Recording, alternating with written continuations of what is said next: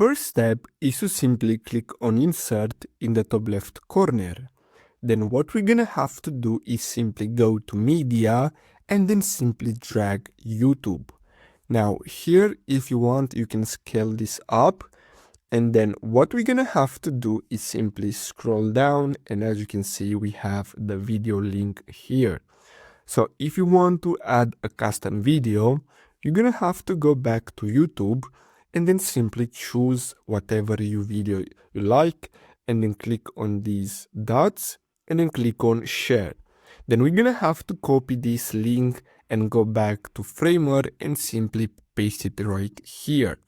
Now what we're gonna have to do, so as you can see, we have the option of autoplay. So when someone goes to your website, this video will autoplay.